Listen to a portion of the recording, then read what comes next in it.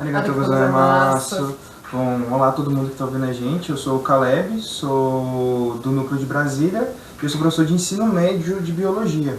E eu sou a Marcela, sou estudante de psicologia na Universidade de Brasília e eu também faço parte do núcleo daqui de Brasília.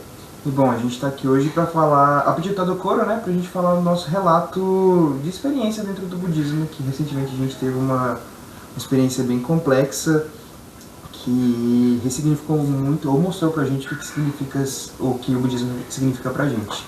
Mas bom, só para contextualizar, eu sou professor da rede pública, a Marcela é estudante da Universidade de Brasília, e no meu caso eu tenho uma questão de herança religiosa grande. A minha avó, a Maria Matsubara, ela foi uma das pioneiras daqui de Brasília, só que mesmo assim eu não era convertido à religião. Quem me arrastou para dentro da religião foi a minha parceira, a Marcela, que a gente se conheceu num momento bem complicado da nossa vida, e aí a gente foi numa missa de falecimento da minha avó, e ela falou que queria se converter, e aí eu já estava com o pé dentro, aí ela perguntou se eu me convertia com ela, eu falei, claro, vamos juntos. Só que eu entrei bem... Cético. Eu nunca tive religião antes, eu entrei, eu gostava do budismo, eu gostava de ouvir as prédicas do Tadokuro, só que eu tinha esse afastamento religioso. E aí a gente se converteu, o tempo passou, a gente cuidou muito do Núcleo de Brasília antes da gente ter que entregar ele, e isso foi aproximando a gente das pessoas, da religião e até mesmo do outro, né? E aí, o que aconteceu? Esses últimos anos têm sido muito caóticos, tanto pra mim quanto pra ela. A gente passou por várias coisas, a gente perdeu a mãe dela, a gente passou por cirurgia, passou por pé quebrado, uma infinidade de coisas, e eu tô num momento onde eu tô tentando terminar meu mestrado, eu tô tentando passar no concurso para me tornar professor efetivo aqui em Brasília, a Marcela tá estudando, tentando terminar o curso dela, e eu trabalho com escola, e tudo isso tava muito acumulado em cima da gente. Em cima disso tudo, a Marcela teve que passar por uma cirurgia de emergência. De emergência não, desculpa, ela era... Eletiva, que era uma cirurgia simples, que era de remoção de vesícula. E aí a gente tinha se oferecido para receber um culto lá no domingo, né? Sexta-feira, depois a cirurgia foi na segunda-feira, a Marcela estava bem, sexta-feira ela reclama de uma dor no peito. E aí o médico já tinha deixado a gente avisado que podia ser trombose, a gente correu para o hospital, e nessa investigação ela ficou na UTI.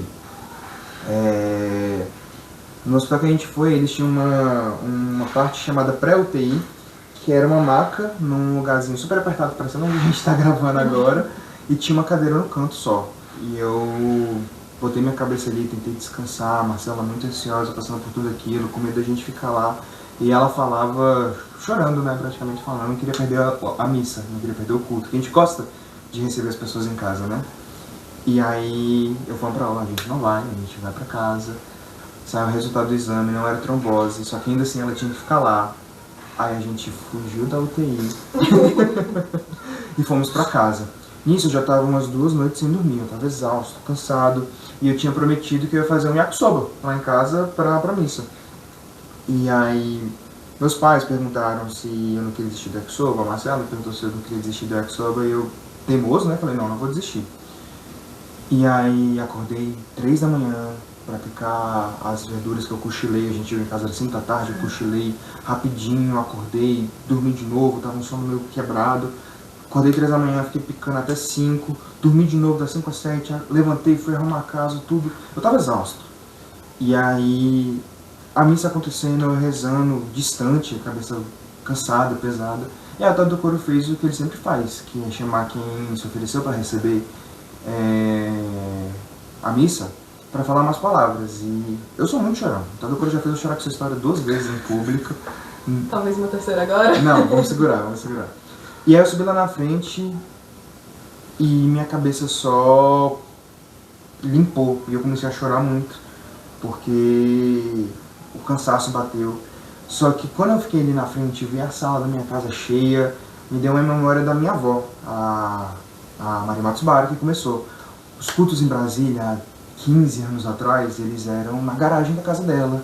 A gente recebia família, alguns fiéis, o Tadokuro vinha, ou Vieira vinha na época, e rezava. E eu, criança, não entendia muito como aquilo funcionava, mas me deu uma memória muito forte e gostosa de como é bom a gente receber as pessoas, como é bom estar numa religião que torna a gente melhor. e que traz essa possibilidade de a gente reunir as pessoas. E que, querendo ou não, ela me testou. Mesmo assim, eu tava exausto, eu fiz yakisoba, eu pude ver as pessoas comendo minha comida, eu gosto muito de cozinhar pros outros. E ver que a minha esposa estava bem, ver que estava tudo bem, ver que eu tô conseguindo estudar, tô conseguindo trabalhar e eu consigo fazer essas coisas mesmo estando muito cansado. Então foi um momento que eu passei 3 dias me perguntando por que céus Eu levantei a mão. eu levantei a mão. Por que que eu fui me oferecer? Por que eu não devia ter feito isso? Vamos cancelar, vamos dar um banho de gelo no Tadokoro. E que bom que a gente não deu. Porque a gente tem essa história pra contar hoje pra vocês, que, de novo, eu segurei o choro aqui. Mas, pra mim, a ideia do budismo é essa, é a gente viver a nossa vida tentando encontrar essas felicidades no meio desse caos maluco, tentando colocar um sorriso no rosto das pessoas com uma comida gostosa, tentando receber as pessoas queridas pra gente em casa enquanto a gente tem tempo, e principalmente pra lembrar de quem foi. Que se a gente tá aqui hoje é porque essas pessoas existiram. Se eu pude chorar lá na frente porque o Tadokoro me chamou, é porque a minha avó falou que queria um monge aqui em Brasília. E se eu tava ali na frente rezando, se eu tava sentado ali rezando, foi porque a gente se conheceu.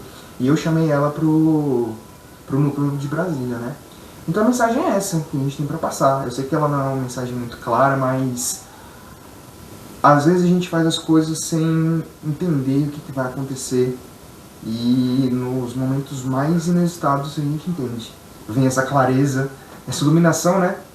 E marca a gente, fica com a gente, carrega, é bom. Falei tudo. Falou tudo. Arigatou gozaimasu.